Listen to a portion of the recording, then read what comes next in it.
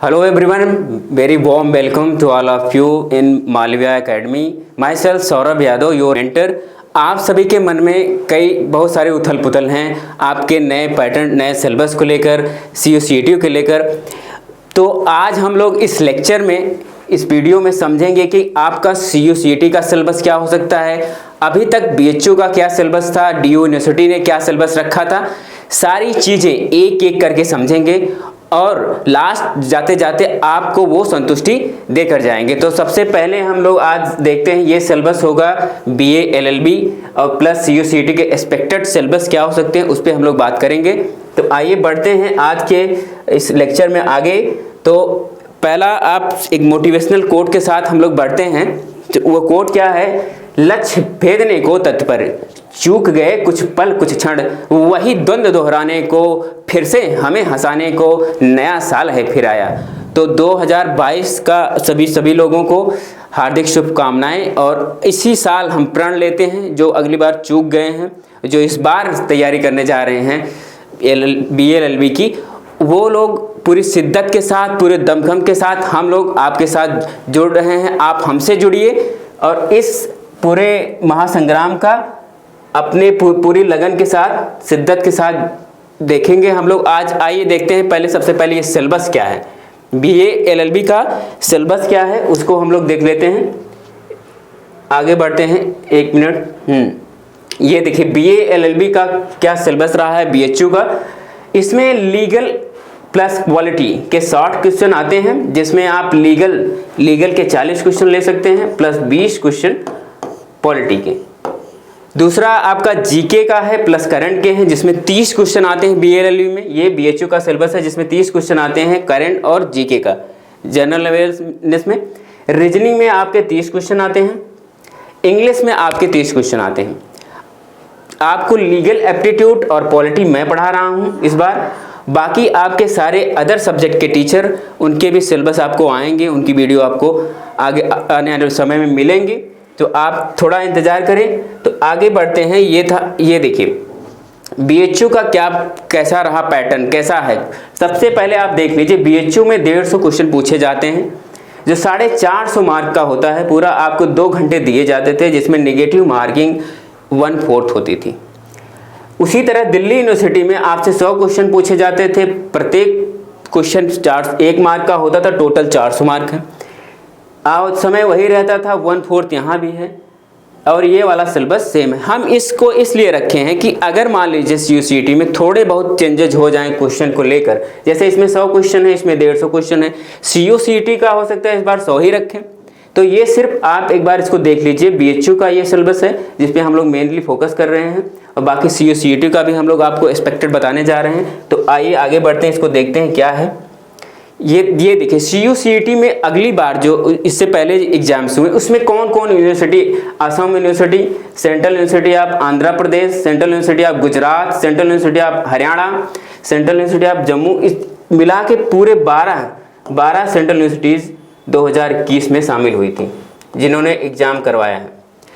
तो अब इनका पैटर्न क्या था वो भी हम लोग देख लेंगे और आगे बढ़ते हैं। देखिए अगर इस बार हम लोग बात करें पैटर्न का, तो सबसे पहले जो एग्ज़ाम पैटर्न होगा वो आपकी हिंदी और इंग्लिश में दोनों होगा, ठीक है।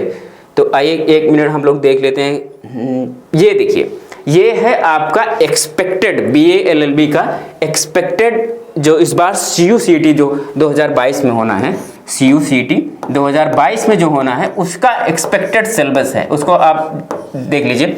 इसमें इन्होंने क्या किया है कि 2 पार्ट में रख दिया। पार्ट A जिसमें उन्होंने कॉमन एप्टीट्यूड पूछा हो, जिसमें कॉमन एप्टीट्यूड में इंग्लिश, जीके, करंट और न्यूमेरिकल एबिलिटी मतलब मैथमेटिक्स पूछे जाते हैं। इस वाले जीके। अब उसके बाद पार्ट B में है आपका सब्जेक्ट स्पेसिफिक, मतलब जो सब्जेक्ट है उससे पूछा जाएगा। इसमें हमने जो एक्सपेक्टेड रखा है इस बार, इसमें ये 70 क्वेश्चन होंगे, ये आपके कॉमन एप्टीट्यूड से, जिसमें ये जीके वाले पार्ट में, जीके वाले में समझिएगा, ये पॉलिटी वाला हिस्सा इसमें आएगा, ठीक है। ये पॉलिटी वाला हिस्सा इस जीके में आएगा। बाकी सिर्फ लीगल एप्टीट्यूड से आपसे 30 क्वेश्चन पूछे जाने की पूरी संभावना है, ठीक है। ये बात आप दिमाग में रख लें इस बार जो होने वाला है। बाकी आपका टाइमिंग जो इस बार रहा है 2021 में जो रहा है 120 मिनट का 400 मार्क्स का रहा है, डिड्यूसिंग 1 मार्क, यहाँ भी 1/4 नेगेटिव मार्किंग रही है। तो आप बिल्कुल इस बात को लेकर कभी नहीं घबराएंगे कि क्या सिलेबस, देखिए सिलेबस कभी नहीं बदलेगा, सिलेबस सेम रहेगा, पैटर्न का थोड़ा बहुत जो इधर उधर होगा उससे कोई फर्क नहीं पड़ने वाला। एक बात ये क्लियर कर लीजिए, जो भी सिलेबस है वो वही रहने वाला, सिर्फ आपको क्वेश्चन इधर उधर देखने को मिलेंगे, बाकी आपको कुछ दिक्कत होने वाली नहीं है। तो इसलिए आप अभी ये पैटर्न को लेकर, सिलेबस को लेकर इस दिमाग में कुछ अब इधर उधर का मत पालिए, सीधे अपने प्रिपरेशन में जुट जाइए और पूरी शिद्दत के साथ जुट जाइए। हमारे साथ जुड़िए या फिर अपने आप प्रिपरेशन भी कर सकते हैं आप लोग, लेकिन जुड़ेंगे उसका आपको अलग से बेनिफिट होगा। तो आगे हम लोग चलते हैं। ये देखिए हमने बता दिया, ये जो होगा वो ऑनलाइन मोड इस बार भी हुआ, इससे पहले भी होता आया है, तो आपका ऑनलाइन मोड रहने का पूरा संभावना है। और इंग्लिश हिंदी में आप पेपर जानते ही दोनों रहता है, तो उसमें कोई दिक्कत नहीं है, ठीक है। तो आगे बढ़ते हैं हम लोग। ये देखिए आखिर आपका सिलेबस रहेगा क्या, सिलेबस क्या रहेगा उसको हम देख लेते हैं। आपका सिलेबस जो लीगल एप्टीट्यूड में रहने हैं वो पूछता है सबसे पहले आपसे लीगल मैगजीम पूछ लेता है, लीगल टर्म्स आते हैं, इंडियन पैनल कोड 1860 के बहुत सारे, ज़्यादातर आप ये जो जितने हम हाईलाइट कर रहे हैं ये सब आपके मोस्ट जो हैं इंपॉर्टेंट टॉपिक्स हैं जो आपके BA LLB के एंट्रेंस में पूछे जाते हैं। लीगल मैगजीम हुआ, लीगल टर्म हुआ, इंडियन पैनल कोड हुआ, क्रिमिनल प्रोसीजर, ये है। इसमें कुछ टॉपिक्स हैं जो हम लोग अपनी आने वाले क्लासेस में समझेंगे, कुछ टॉपिक्स हैं जो हम लोग डिस्कस करेंगे। कॉन्ट्रैक्ट एक्ट इसमें आपका बहुत ही इंपॉर्टेंट है, जिसको आप देख लेंगे, ये आपके मेजर रोल प्ले करने वाले। और एविडेंस में भी कुछ पार्ट हैं जो हम लोग डिस्कस कर लेंगे, टार्ट का भी थोड़ा पार्ट आता है, उसको भी हम लोग डिस्कस, सिविल प्रोसीजर कोड का 1908 का भी थोड़ा पार्ट आता है, उसको हम देख लेंगे। हिंदू और मुस्लिम लॉ से थोड़े पार्ट आते हैं, और कुछ मिसलेनियस भी हैं जो आते रहते हैं, उसको हम लोग थोड़ा थोड़ा उसका एक टॉपिक देख लेंगे, ठीक है। तो ये है आपका पूरा लीगल एप्टीट्यूड का सिलेबस, जिसे हम आगे चल के अच्छे से कवर करेंगे। ये देखिए उसके बाद कॉन्स्टिट्यूशंस में है, कॉन्स्टिट्यूशन में आपको सबसे पहले प्रीएम्बल पढ़ना है, प्रीएम्बल पे केस लॉ पढ़ने, प्रीएम्बल में क्या है, कब क्या बदलाव हुआ, उसके बाद केसेस क्या आई, सुप्रीम कोर्ट से क्या उस पर विचार रहे, ये सारी चीज़ें हम लोग प्रीएम्बल में समझेंगे। फंडामेंटल राइट समझेंगे, साथ साथ क्या केस लॉ रहे हैं उसमें, कैसे कैसे सुप्रीम कोर्ट ने कॉन्स्टिट्यूशन को इंटरप्रेट किया, वो सब चीज़ें हम यहाँ फंडामेंटल राइट में समझेंगे। Directive principles of state policy, DPSP जिसको हम लोग बोलते हैं, इसको हम लोग अच्छे से समझेंगे। इसके बाद जो आपका है फंडामेंटल ड्यूटी है, उसमें भी केस लॉ है, उसको समझेंगे। इंडियन जुडिशरी कैसे काम करती है उसको समझेंगे। आपका पार्लियामेंट किस तरीके से काम करता है उसको समझेंगे। स्टेट है, इमरजेंसी है, इमरजेंसी विद केस लॉ है कि केस लॉ में क्या रहे हैं वो भी हम लोग। अमेंडमेंट है, उसके बाद अमेंडमेंट में क्या केस इंपॉर्टेंट्स हैं उसको हम लोग अच्छे से, और कुछ इसमें भी मिसलेनियस टॉपिक्स हैं जो आपसे पूछी जाती हैं, उसको भी हम लोग बहुत ही अच्छे तरीके से समझेंगे।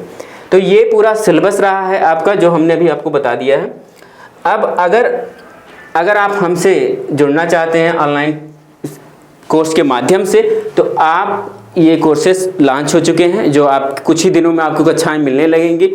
आप क्या कर सकते हैं, इस नंबर पे सीधे संपर्क कर सकते हैं, और साथ ही साथ हमारा ये ईमेल ID नंबर है, इस पर भी संपर्क कर सकते हैं। और इसमें एक ऐप भी मालविया एकेडमी का, उसको डाउनलोड कर सकते हैं, जिससे जरिए हम लोग आपको क्लासेस प्रोवाइड कराएंगे। तो आप सभी का बहुत बहुत धन्यवाद, थैंक यू।